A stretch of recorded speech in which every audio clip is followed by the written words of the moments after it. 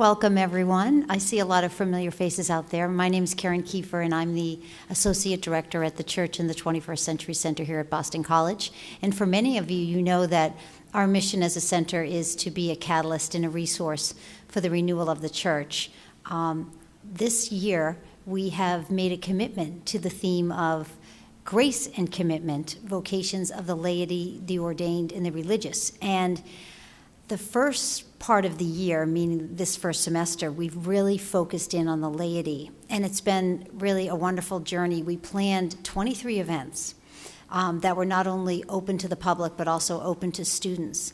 And looking back, you know, we had scholars talking about Vatican II, and we had an Eve Congar workshop, and we talked about the history of the laity, and we did some intense conferences on prison ministry, which is really, you know, a vibrant part of the laity. And, you know, as we went along, we carefully plotted this event tonight to kind of almost close out our semester, because we've really analyzed the laity.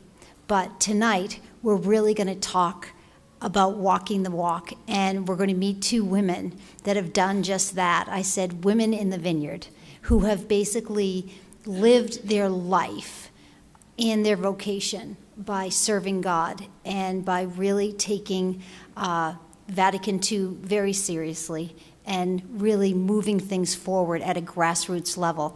I cannot tell you how many people have said, when is the webcast going to be up for this event? I can't make it tonight, but I really want to hear what they have to say. They probably don't remember me, or they met me in a parish years ago, but these ladies are in fact legends, no doubt. So without further ado, I would love to introduce to you Sister Dorothea and Barbara Shine, who have been working so hard and so diligently for decades in really transforming communities and churches and parishes and lives, and turning their gifts into hope and inspiration. So if we can just offer them some gratitude and some welcome. Thank you so much.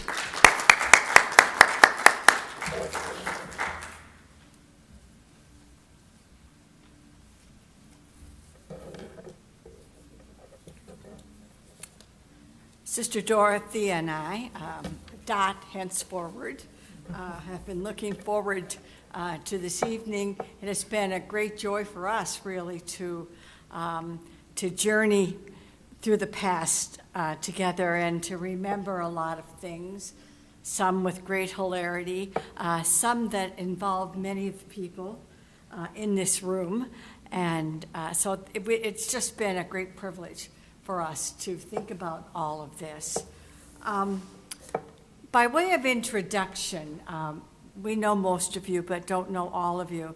I'm a married woman, and I've been married for 52 years, I think. I have 4 children, and 3 of them are married, and I have 5 grandchildren. The particular perspective that I bring to this evening is my work in parish for probably 15, 20 years, and then my work in the Archdiocese for another 15 years, and finally some work I did for the United States Conference of Catholic Bishops. They had a commission on certification and accreditation, and I served 2 terms with that group, and the learnings there also came to bear on the work that we did in the Archdiocese. So you'll hear what we have to say, often alluding or mentioning those different kinds of groups that I have been associated with. Sister Dorothea, and you come from whence? I come from, I think I'm losing count. I'm getting old. I think I'm 56 years this past year as a sister of St. Joseph, and they have been wondrous years. One day I was standing on a street corner, and Barbara Shine happened to go by, and actually we're heading to Mass at St. Ignatius, and she said, would you ever want to work in the office for pastoral ministries? Well, that was a blessed moment. And I wasn't sure I wanted to work in the office because what was it, and who was I to be stepping inside this office? So just around the corner from here, that partnership began.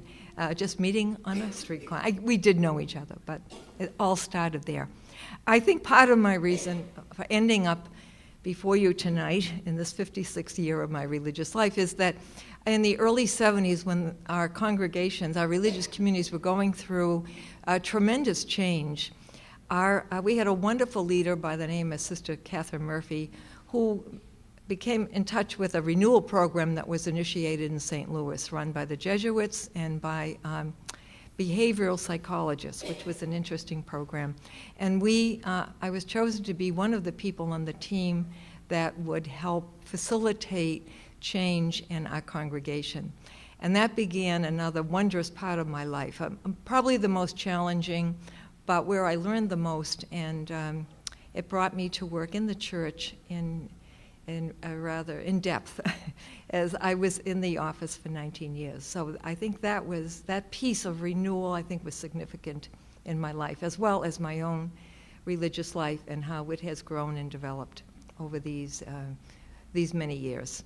So that's just a bit of introduction for me. I just want to offer a quick overview of what we're going to be doing this evening. After a few introductory remarks, we're going to do some prayer together.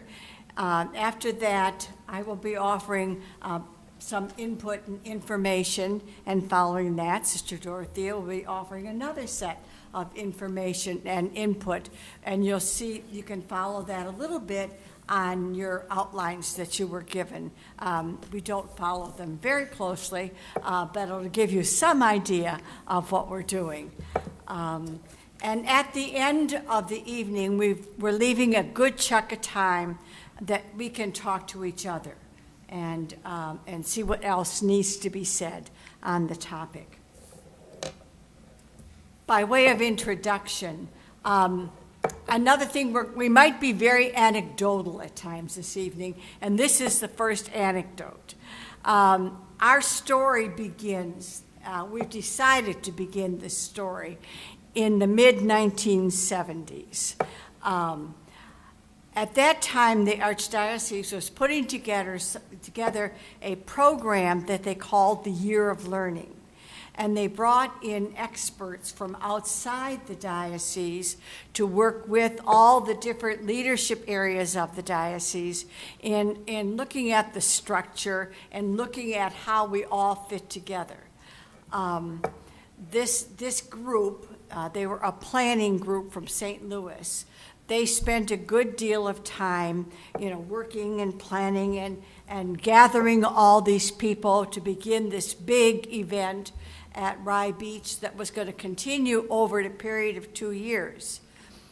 They finally had the whole list together, the cardinal and the bishops and all of the vicars and pastors and major superiors and this and that. And about a week before this event was to happen, someone looked at the list and said, "There's no laity on this list."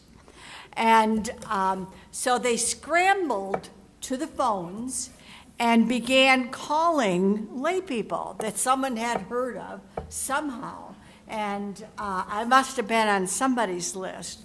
They found 5 of us who were willing to go through this event. I always say that was my first experience as the token laywoman.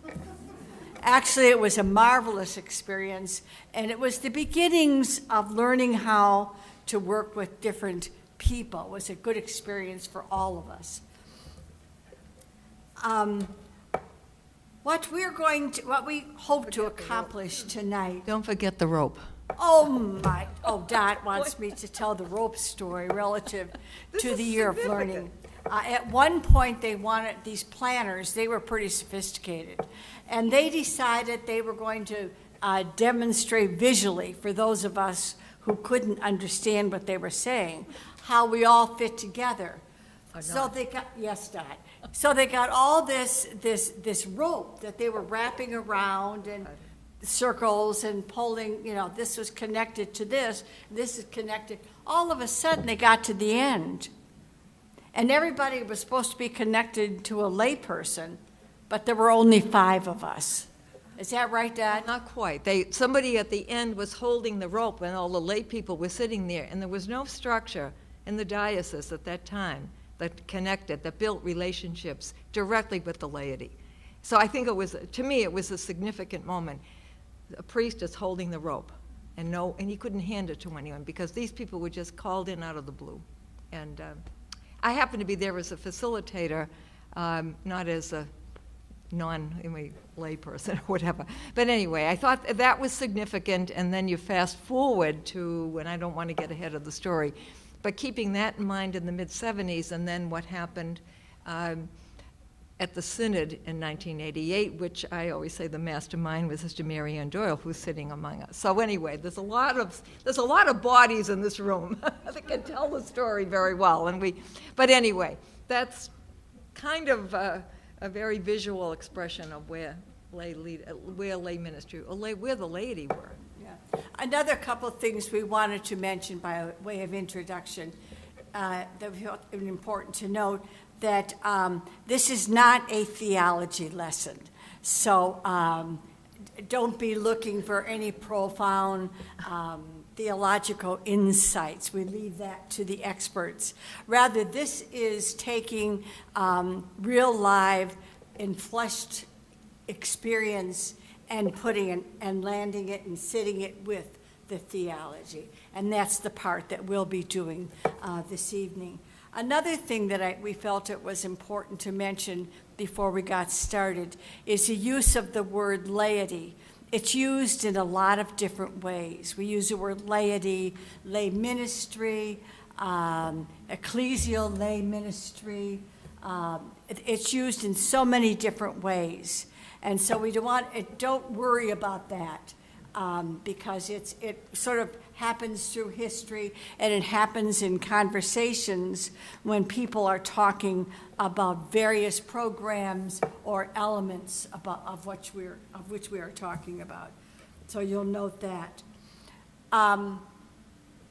We also wanted to mention, although this has to do primarily with lay people, we also wanted to address the point that this is not a one-tiered conversation, that we feel very strongly and always operated out of the premise that we are all called to discipleship.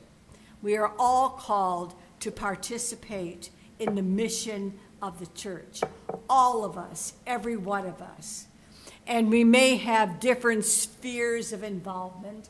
That's from co-workers in the vineyard. We may have different roles, but at the heart of it all is that we are all called to participate in the mission. So as we break apart this one piece, just remember the whole. I think that's enough intro. Sister Dorothea will guide us in prayer.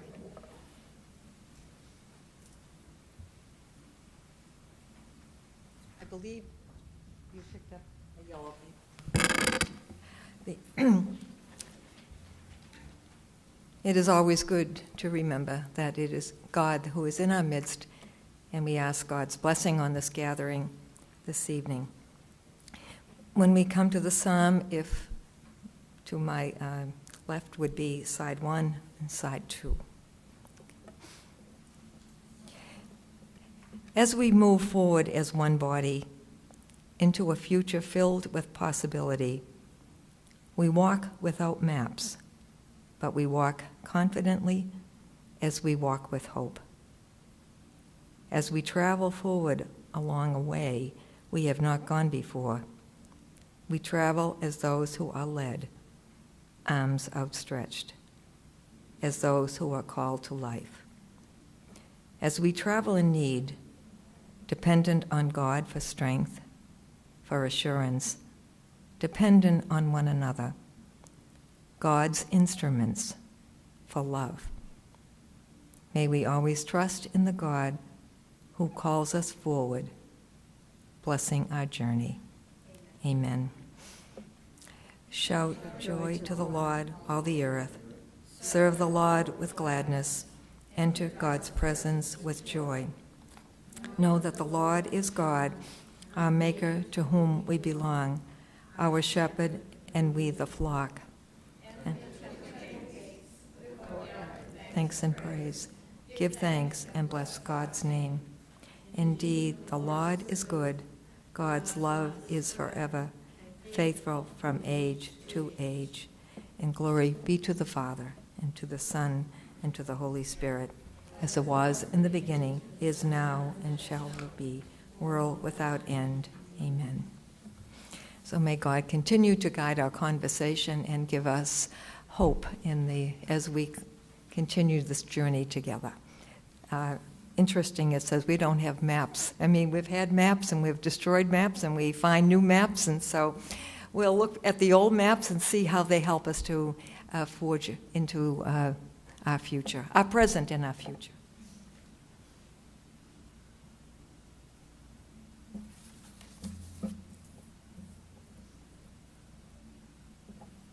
They asked me earlier if I wanted a smaller mic that I could walk around with.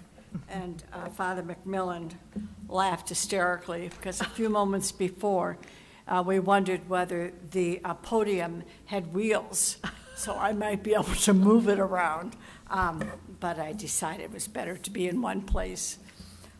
What we'd like to do now for the next period of time, the bulk of the time that we have, again, leaving a good piece of time at the end, is first of all to go over a series of events, things that happened over the years, as well as documents that specifically affected what we did, things that were particularly important.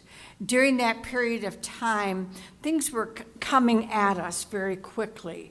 But there were some things that we took to and that became really, really critical to our work. And so we wanted to talk about those because we felt it had a tremendous impact on the growth of the ministry of the laity in the Archdiocese. After we go through those things, Sister Dorothea, again, will tell us what we learned from those documents and from those particular events.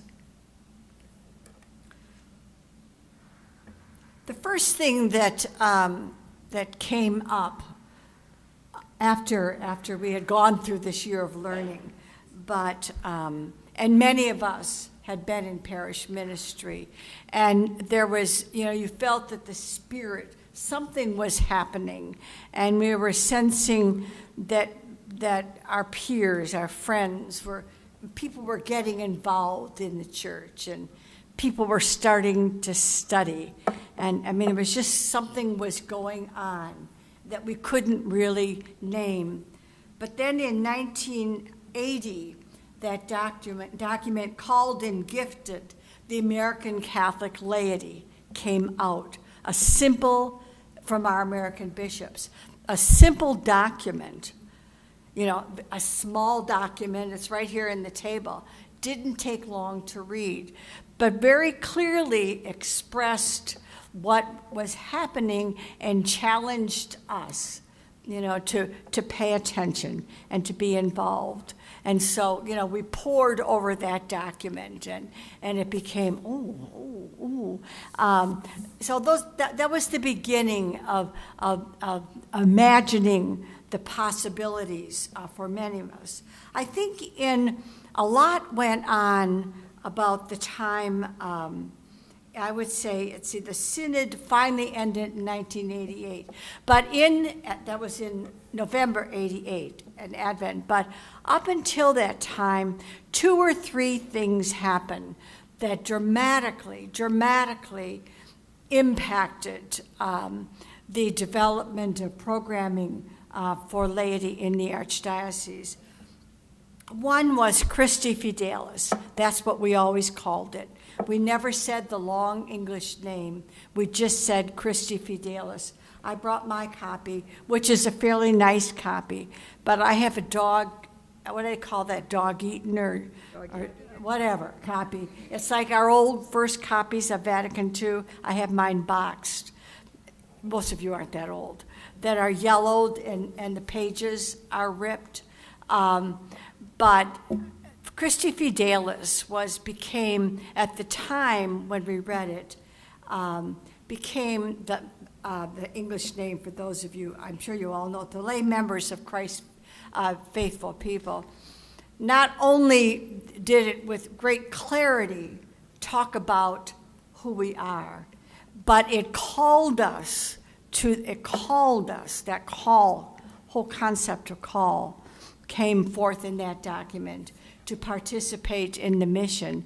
And even more, and a call was not a word that we were used to, but it really came through very clearly in that document. And it also, at the same time, broke out the whole formational piece relative to laity.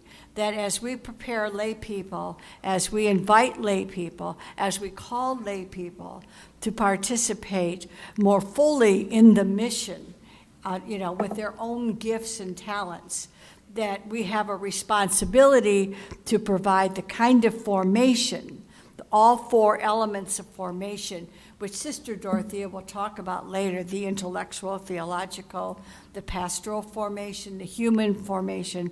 All the four elements of formation are all in that book. And it became, we never once put it in the back of the shelf. It was always on the table with us. At the same time, in Boston, we had the Archdiocesan Synod, thanks to Mary Ann Doyle, Sister Mary Ann Doyle, and Monsignor Paul McInerney. And that was something entirely different than anything that had ever happened in the Archdiocese of Boston. And it took usually a synod traditionally, and I'm making this very simplistic, was a group of leadership priests in some form gathered and decided what the law should be and voted on it, and everybody would say yes, and that was it. And up until this time, that's the way it was. Our synod in Boston began in 87, okay, because it was 88, 2 years. Our synod in Boston was 2 years with any number, and I have the book here, any number of committees in all areas of life in the Archdiocese gathered, and each committee was made up of priests, laity, religious, every conceivable kind of person, some who are more knowledgeable in the area than others. And we had over the period of 2 years, we met in our small groups, but we all met in large groups, and we consulted with each other in facilitated ways, and finally came up with the pastoral plan for mission. At that time, towards the end of the time when the synod was going to be formally promulgated, is probably the right word, because it becomes archdiocesan law. When that was promulgated, a few months before that, the Office for Pastoral Ministries came into being, which is the office that was going to deal with all the laity stuff. And people often wondered why the office got so big or why it did so many things. And that was because the synod document, they kept saying, all these different groups kept saying, well, have the Office for Pastoral Ministries. The Office for Pastoral Ministries should do this. Well, they should do this. They should do the formation. There should be a formation program for laity. There should be this for, pastorals. There should be this. And that's how our own particular mission. And then Mary Ann Doyle made us all write mission statements. And that's how we came to do what we did, and that's how it came to be so complex. So that was really the beginning of working together, and that's where we received really our portfolio in terms of what we would do. The first thing that happened when we came into the office for pastoral, first of all, there was a lot of trouble naming that office. It was a historical reality.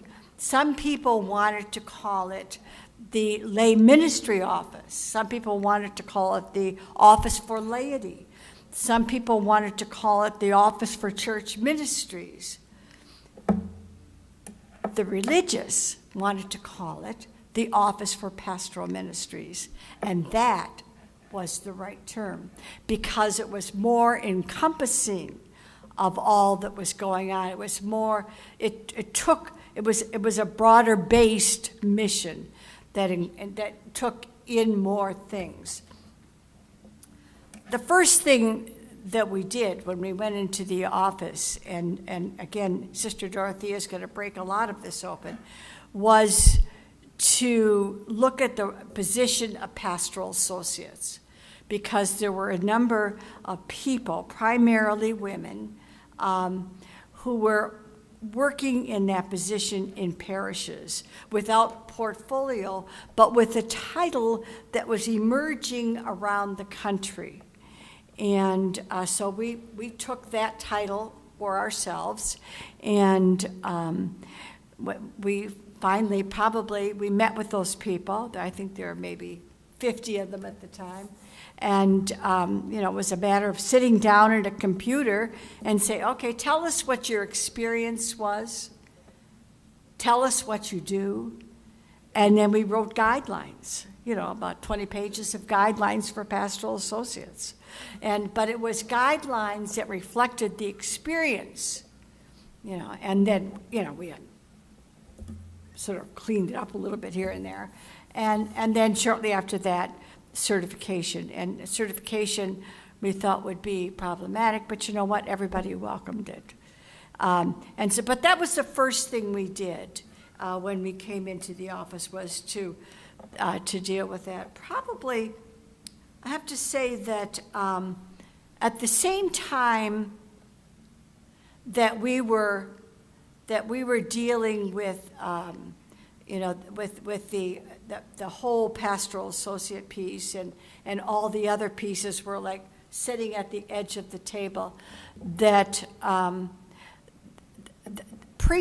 clergy, the Pastoral Institute, was also going through the same kind of tensions, and a lot of that came out of the Synod.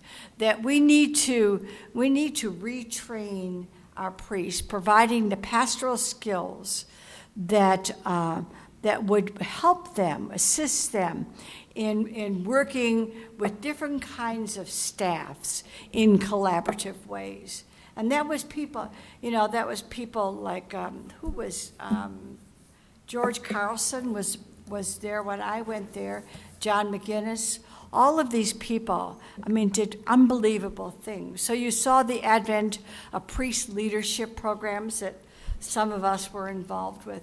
So, and then this whole thing came together like, well, we're building up the groups, but, we better come together on this. And that's when we started the whole process of working together to support parish staffs. So, and we'll talk a little bit more about that later as well. I think it's also important to mention, I think at that point, St. John's Seminary. St. John's Seminary had been working sort of in isolation, but in those years, in the 90s particularly, after we had been in existence a while, I have to say that Monsignor Tim Moran was rector then. And Bill Fay was a rector down at the college seminary, I believe.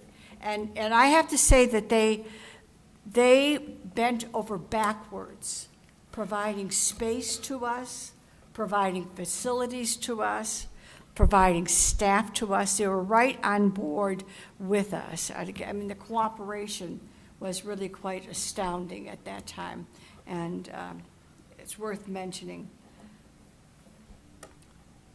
Another thing that happened, one of the major things we did early on or in the office, well, after a few years, one time, just about the time Sister Dorothea came into the office, I decided to put out a let's just see what's going on out there program. And it was just sort of like a renewal day for volunteers who worked in parish ministry. I'd like to tell you I knew what I was doing, but I didn't. But we got, a good speaker and got people talking, and we were astounded. We were astounded at the people who came. So we started asking questions and realized the need for formation. Besides all the documents were telling us, okay, get off. You people better get going. So that's when the Archdiocesan Institute for Ministry came into being. And it's really intriguing. And it was the formation of laity, not those who are in career people, those who have a broader, area of involvement, but mostly for people involved in parish ministry. Oftentimes volunteers. It provides an absolutely formative experience. I think what's intriguing when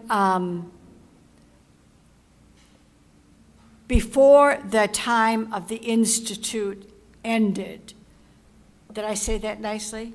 Before the time that the Institute ended, over 12,000 people had gone through the Institute. That's not me making up a number. That's from a computer system that the Archdiocese built for us early on after consultation that did nothing but work, do all the registrations and everything for the Institute. 12,000 people had an absolutely formative experience. That was a lot. And that just kept growing year by year. A couple other things I think that were really important in that enhanced the growth of lay ministry. I hope you notice that everything that I mention has something to do with somebody else. That we never did anything on our own. We always sat at the table and figured, is there someone who should be at this table with us? Bob McMillan and Harry, these are people who were, we were together all the time. Mary, all of us. So I think that's, and again, Sister Dorothea is going to work more with that. But I wanted to mention, but I think something else that was important is that in terms of the what some people refer to as career ministers, we began talking to the directors of programs in the area. We all did. Weston Jesuit School of Theology, BC, the program at... Weston, well, it was Weston, did you say? No, Weston Jesuit. There was one other program. Well, Emmanuel, but... Emmanuel. And we used to meet once a month and, share food and talk about what are you doing, how can, it was really enriching to all of us. And that was a really, I think we all learned from that. It's also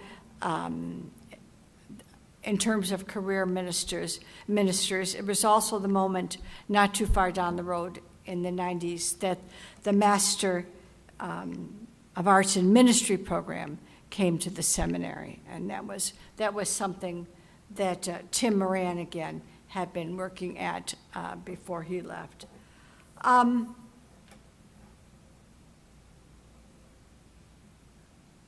I think it's important to during those years, not only that that we always worked with others, but that we always were aware in the office that there were various, again, I'm borrowing from I always call it the Vineyard document, various spheres of involvement, that we had to pay attention to career ministers, but we also had to pay attention to those people who were, less involved, but needed a specific kind of training. And we also had to pay attention to those parish people who more and more were taking on significant roles in the parish as volunteers. So that was really critical in the work to always pay attention to those various roles. And I think it was important that was never our responsibility to do it all in terms of providing services to these people. We often were the ones who provided the formative experiences, but it was the agencies involved with a particular area of ministry who provided the skills. So again, we all worked together. I think one of the, probably one of the most challenging things we did towards in the last many years was when Bob and Harry really delved into the whole planning experience, and it became necessary for planning to be effective. It became necessary to train parish pastoral council members and finance council members. And so we put a lot of effort into that, and I think probably over a period of years, the four of us probably provided training to thousands of council members that would assist Bob and Harry in their work in the parish in terms of the planning. And that's a real challenge today. I mean, that's a challenge that is not going away, that we need to pay attention to. I'm going to say just one other thing. One important learning that for us was the whole issue that it was never enough.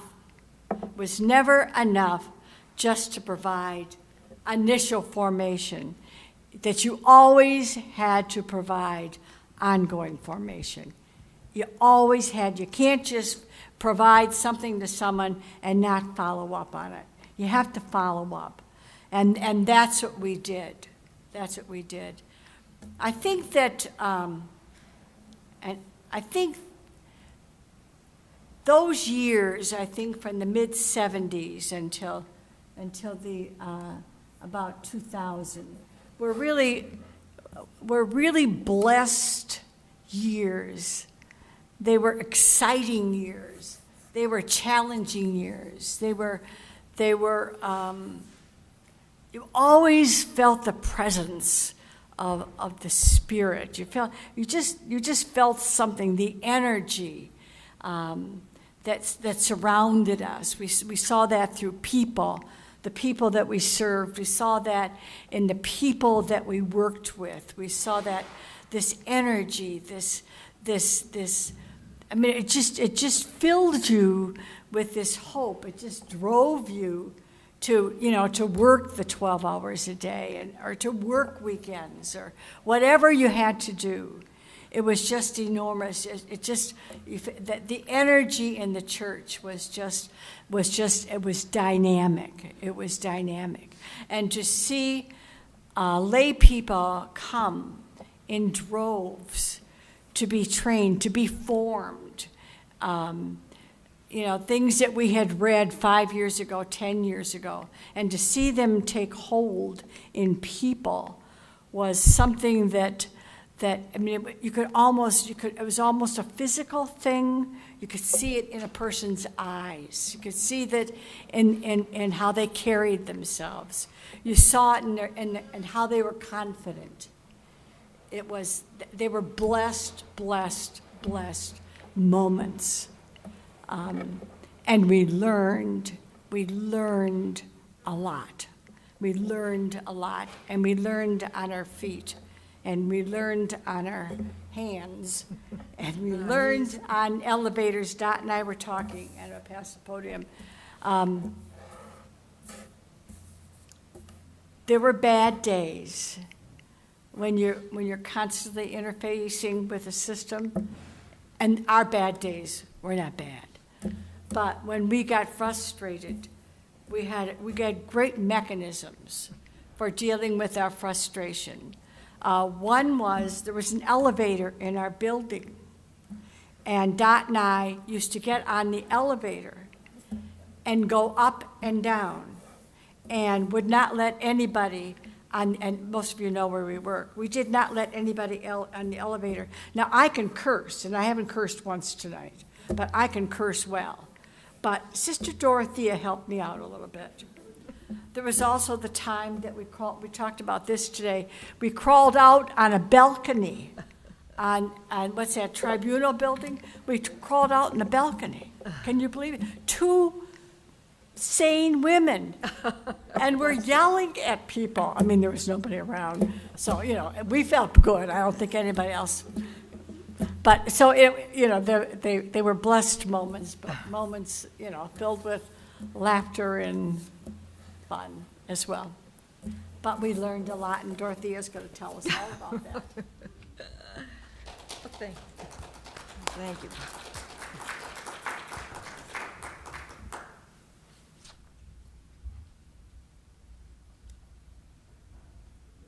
What did we learn? Well, we did have fun as we look back. They were very special years. And we've made out this outline of sorts some months ago, and we've sort of played around with it. But the first piece on my part is communion and mission. And I guess there is nothing better in the world than the feeling that you are on mission and you're in communion with one another. A beautiful document came out at the beginning of the millennium, Novo Millennio, at the beginning of the new century. And that does call us to a spirituality of communion. It's something I think we've been yearning for. We've been living it in various ways, but it really put the words, and for me, great meaning. And I just have a little quote here that as I reviewed it in preparation for tonight. It said, "A spirituality of communion by prompting a trust and openness wholly in accord with the dignity and responsibility of every member of the people of God, supplies institutional reality with a soul." And I think that's what we continue to yearn for, the soul of the church. How do we build up the soul of the church? So I think that whole idea of communio, which is the spirituality that is lifted up in that document, is so critical because it guides us to want unity no matter what. Now, not unity for cheap reconciliation and going along with, but a unity that allows us to stay in the fray and calls us to find God in the perplexity and in the chaos and in the uncomfortable places that we find ourselves.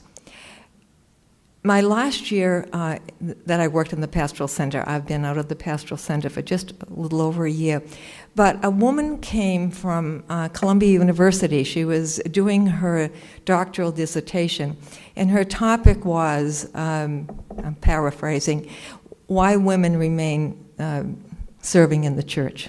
And she came to Boston because she felt that there was good fodder there to find out what's keeping you here given all we had gone through. And one woman would introduce her to another woman. So there were both lay women and religious who were interviewed, and she asked us if she could use our work and use our names. And then I thought, wait a minute, what did I say?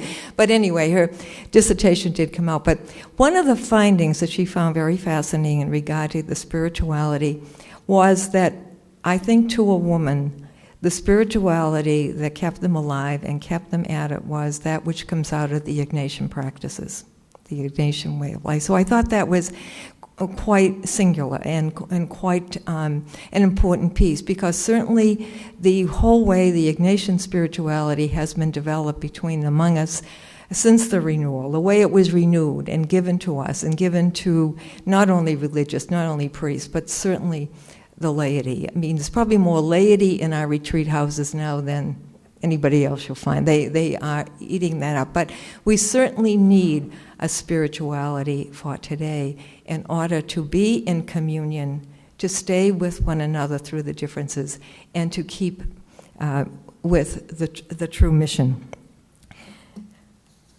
So that was the piece. I think this working together. A few years ago, I did a 10-year review.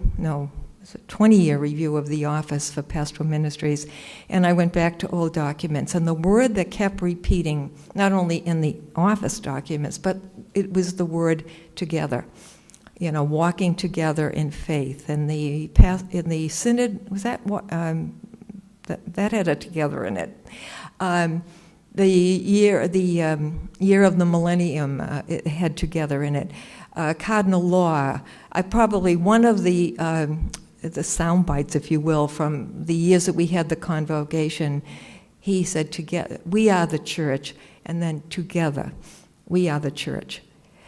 That sense of being together, and I think that's part of, we have to refine that map again to the togetherness. To be together means we really need to find ways to encounter one another.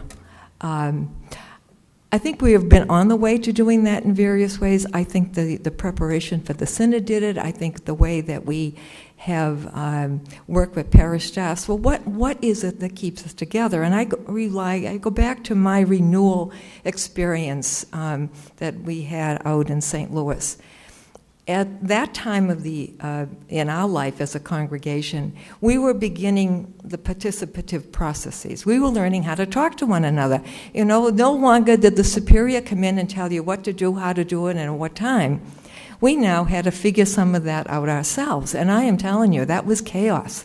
I mean, can you imagine 25 women sitting down and figuring out what time they're going to get up in the morning or whatever? Not quite that simple. But we didn't know how to do it very well. We all came in with our experience, and what usually prevailed was the one with the loudest voice and the strongest opinion. And the shy violets would just kind of acquiesce. I mean, we had a long way to go. So we went out and we found out there's some ways to do that. And I think, again, it's related to Ignatian spirituality. It's related to discernment. We do bring our experiences that are most valued to any table. But those experiences need to be formed, to be transformed. We need to learn how to listen. There are values at stake. It's not just what you think and I think, but what's the mission? What drives the mission? Vatican II told us to go back to the gospel, to our spirit and purpose, whatever that might be. For religious, it might be one. But all the documents that Barbara just enumerated, those are contemporary expressions of what Vatican II is really calling us, and what Vatican II is calling us to be true to the spirit of the gospel. So how do we allow those documents, or whatever is, this is part of the formation, how do we read those in new light? How do we read those in light of the experience we hear around the table? And how do we move to decisions and implementation? I know that we have produced some wonderful documents, but as I was sitting here tonight, and this is in retrospect, that wonderful pastoral plan for mission, I know we took it out, but so often we write these things, but we don't chew them, and we don't take them in. We don't allow them to take hold in us. And I think that for me is one of the learnings that we haven't done enough of in church. That, I think, is one of the present and future challenges. It happens in pockets. And that's where you see the life, and you see the energy, and you see the hope. But that which we write isn't just to be put in a drawer. It's like the mission statements we've labored over in parishes. We would always, encourage people, just don't hang it on a wall or put it in a drawer. We've got that done. How do you keep chewing on it? How is it guiding the decisions that we make? So that piece of work, which I think was all a part of the Year of Learning, it was part of the Synod, it was part of the education we tried to do. I think the other piece that we were doing in terms of all the programs we started, both for those at a volunteer level and those at leadership levels, it was the word formation, and rather than just education, because the elements of formation are the intellect, the pastoral, the spiritual, and the human, all four, and that is whether you're studying to be a priest or whether you're studying or helping in a parish. Now, of course, the programs were addressed to the appropriate levels, where, certainly a person who was studying to be a catechist wasn't getting a graduate degree necessarily. But all of those elements needed to be there, and they needed to be reflected upon. I know in our programs, we tried to do what we call theological reflection. After you learn something, after it's presented, so what? So what's the difference it's making in your life? But that, I think, is still an ongoing conversion. Some of our best teachers said it took time for them to really accept that. They wanted to go in and teach and put it in the head. But the longest journey of education is from the head to the heart. How is that making a difference? They would want to spend 2 hours just teaching and telling people, and they were wonderful teachers and wonderful things, but how are we encouraging and allowing the time for people to absorb that? I think that's what formation is about. It's allowing the journey from the head to the heart. Certainly it's about skills. One moment, I'm kind of jumping ahead, but one wonderful moment for me was with working with business managers.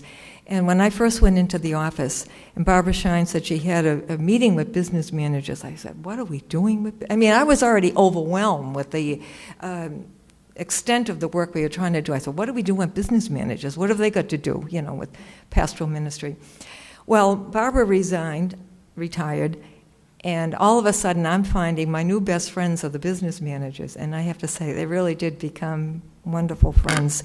And we had moved from having meetings with them once in a while to actually ready to start a program that tried to integrate not only the skills, but theology and spirituality, days of prayer. And so they came. And one woman said to me, I was almost on burnout because I did not understand. The business manager is the only person on a parish staff who mightn't have the theology pastoral background. They could be wonderful people and good living people and very faith-filled, but didn't have that kind of training. And yet they have to come in and try to order the world. So one woman said, I was practically on burnout until I began to take these courses, and now I understand much better what's going on. Also need to see the relationship between the parish and the Archdiocese. Another pastoral associate came one day and she said, I think you must have, not me in particular, but all those who are part of the program must be doing it well, because let's say John, who was a business manager, all he used to talk about was the bottom line. Now he's talking about how are the decisions affecting the mission of the church. I think we need to be, and I know I'm talking to the choir here, mission-driven. But we're in a time that, with the crises that have happened over the last decade, that it often is finances that have been affected. And because finances they are critical. Often programs and good things are dropped. Because I think my own observation is the finance is driving the mission, if you will. Mission has to drive first. You know, it's mission first and money will follow. I believe there are some who believe money first and mission will follow. But I know there are parishes where the mission is alive. I know one that I visited not too long ago. It's a very alive parish, a very large staff, very lot of expenses, but it is alive and it's very family-oriented. It's very great outreach, very concerned with the social issues of the day, and they collect $27,000 a weekend. I think in that case, it's such an example of the mission is driving the boat there. I think that, to me, that's one of the challenges, and I hope I'm not sounding like pie in the sky, because I know the reality. We all have to pay bills, but I think when we are driven by the mission, but how do we keep that mission, alive? And how do we take what has been written, and how do we internalize that? And I think when people begin to rally around the mission, there's no end that they will go to. That it will be an alive church. I know there's a new office for evangelization that's been opened, I understand.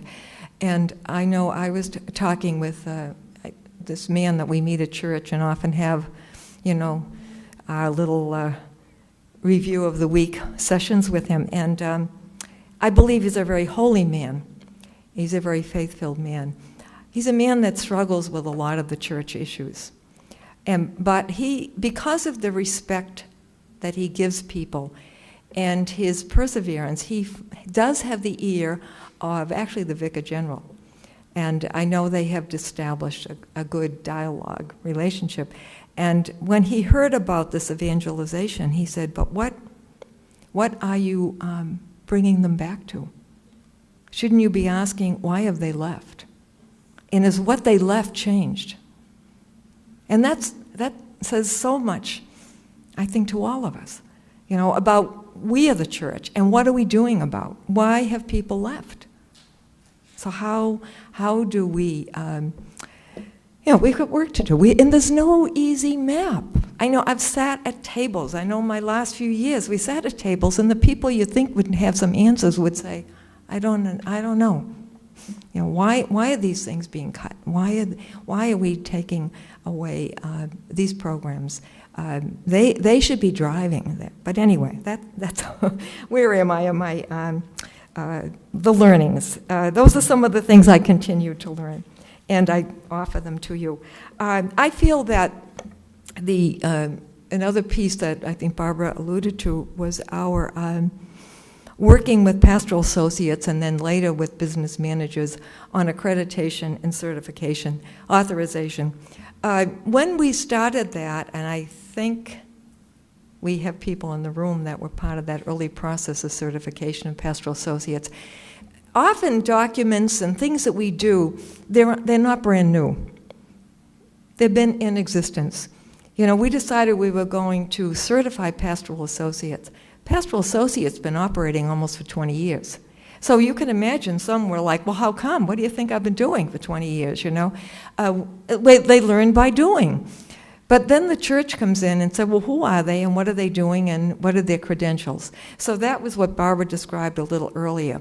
I think for me, what our office tried to do was to build a trusting relationship with the women and some men who were serving in that. And I think that's a key component. How do we build trust?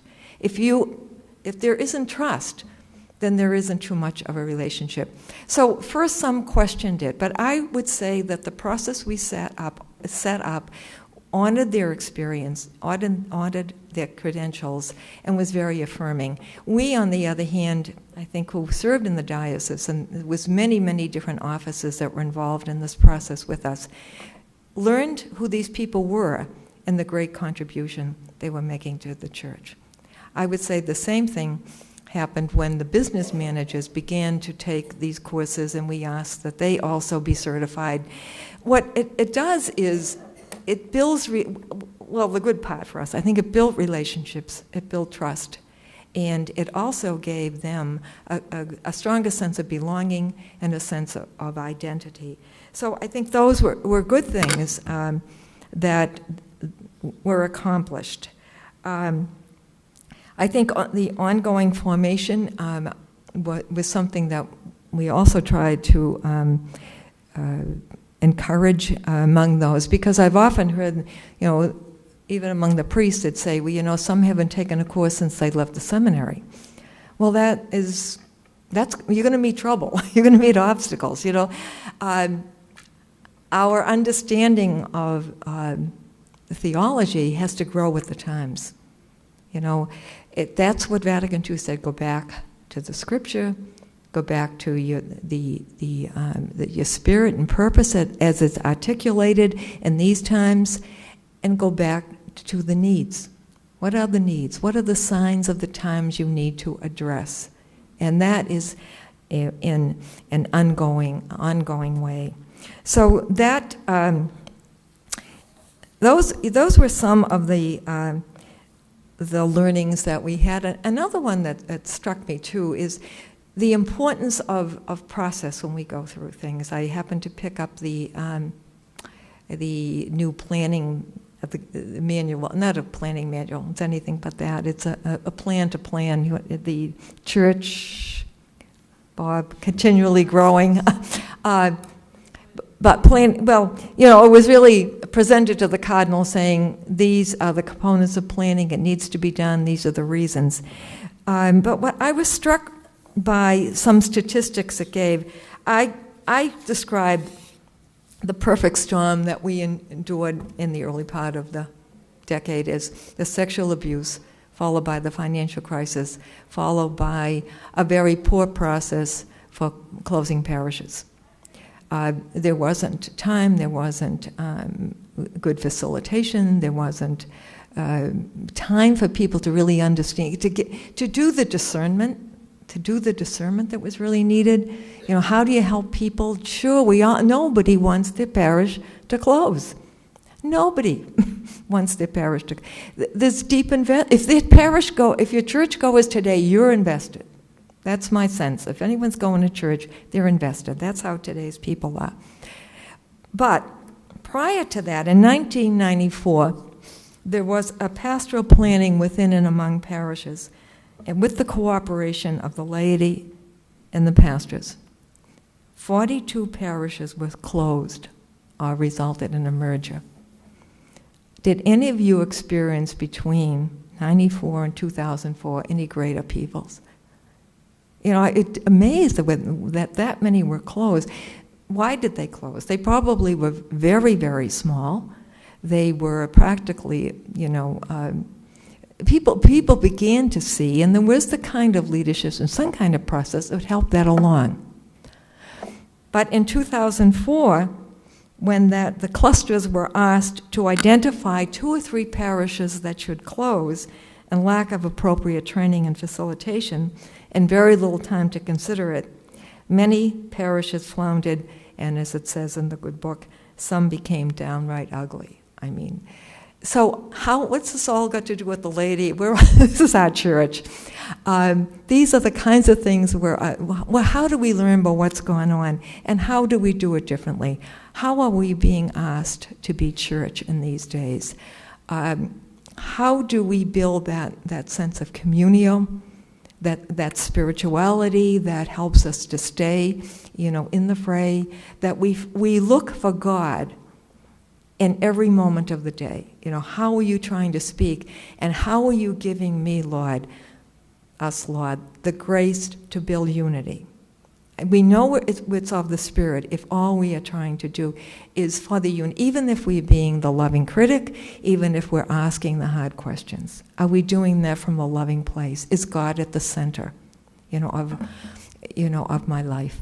And and that's something we have to grow with. In my community in the morning, and we pray and we have a little reflection and we see how the scripture is touching our life, and we sound wonderful. 12 hours later we come home and we're, and then someone among us will say, remember what we said this morning? I mean, it's an ongoing battle. But it's a wonderful battle. I wouldn't miss it for the world, But that's how I think we have to be with church. How do we help each other to be one? Because that is what God wants. And it is a tough job. It's not for the faint of heart.